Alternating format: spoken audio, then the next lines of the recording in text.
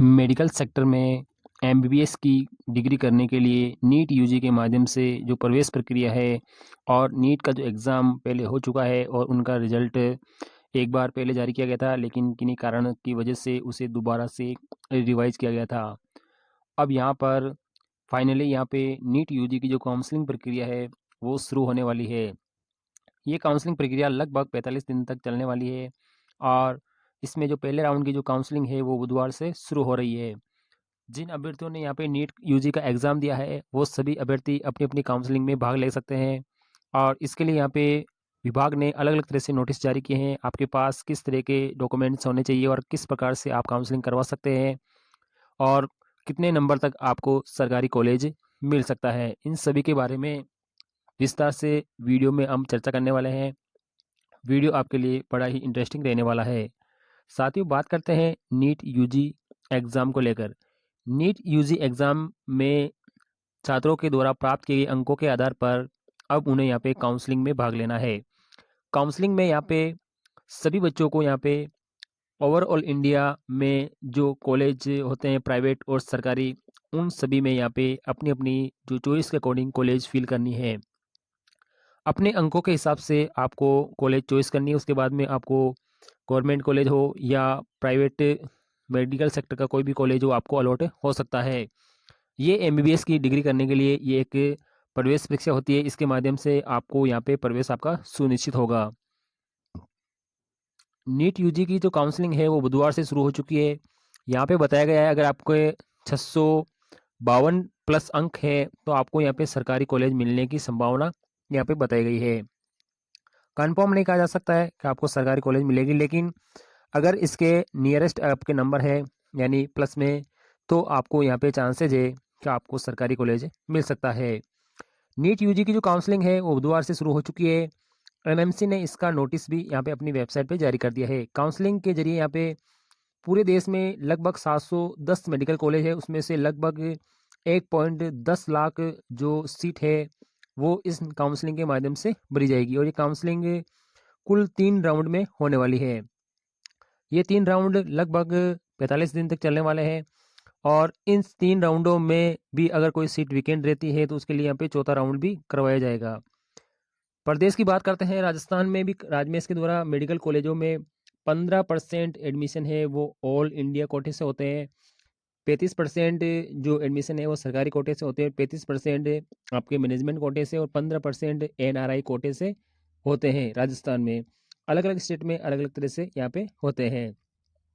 Expert के मुताबिक यहाँ पे बताया गया है कि नीट में अगर आपके 600 प्लस से ज़्यादा स्कोर है जनरल कैटेगरी के, तो आपको यहाँ पे एस के मेडिकल कॉलेज की जो सरकारी सीट है वो मिलने की यहाँ पे संभावना बताई गई है प्रदेश में।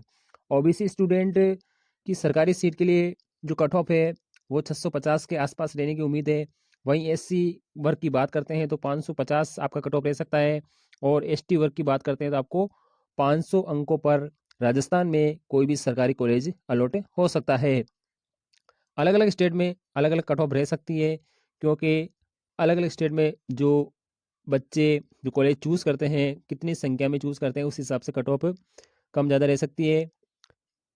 वहीं मैनेजमेंट सीट की बात करते हैं तो यहाँ पे जनरल और ओबीसी जो कैटेगरी है उसमें यहाँ पे 630 अंकों तक वाले जो स्टूडेंट हैं उनको सीट अलॉट हो सकती है।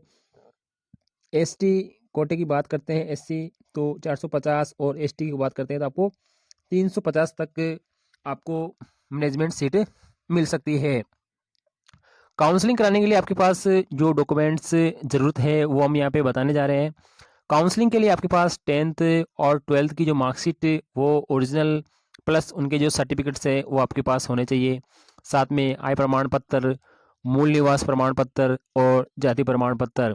इसके साथ ही आपका रंगीन पासपोर्ट साइज फ़ोटो, स्कैन किए हुए आपके हस्ताक्षर और आपका ट्रांसफ़र सर्टिफिकेट यानी माइग्रेशन और साथ में दिव्यांग प्रमाण पत्र आपके पास अगर हो तो इन सभी डॉक्यूमेंट्स के माध्यम से आपको यहाँ पे अपनी काउंसलिंग करवानी है। और काउंसलिंग कराने के लिए आपको आपके जब एग्ज़ाम दिया था उस समय जो आपने मोबाइल नंबर रजिस्टर्ड करवाए हैं उसी पर यहाँ पे ओटीपी या ईमेल के माध्यम से आपका रजिस्ट्रेशन होने वाला है। एनएमसी ने यहाँ पे एस के कॉलेज है उसमें यहाँ पे 100 सीट की मंजूरी दे दी है। यहाँ पे कॉलेज में किसी प्रकार की कोई व्यवस्था नहीं होने की वजह से यहाँ पे कॉलेज में सीट अलॉट नहीं की गई थी, लेकिन यहाँ पे 100 सीट पर एडमिशन करने की अंडरटेकिंग यहाँ पे मिल चुकी है। यहाँ पे नीट यूजी काउंसलिंग के जरिए एसके मेडिकल कॉलेज में 5वां बैच शुरू हो चुका है। 2020 में पहला बैच आया था, 2025 में यहाँ पे पास आउट होकर निकल जाएगा। यहाँ पे नीट यूजी अगर आपने काउंसलिंग करवानी है तो आपको समय रहते ही आपको काउंसलिंग करवानी है, और काउंसलिंग का जो पूरा शेड्यूल है वो इसकी विभाग की वेबसाइट पे भी अपलोड है। वहाँ से आप डेट वाई के हिसाब से आप चेक कर सकते हैं आपकी काउंसलिंग किस तारीख को और कहाँ तक होने वाली है। आप अपने जो रोल नंबर से उससे भी आप चेक कर सकते हैं काउंसलिंग कब और कितने बजे और कहाँ पे आपकी होने वाली है।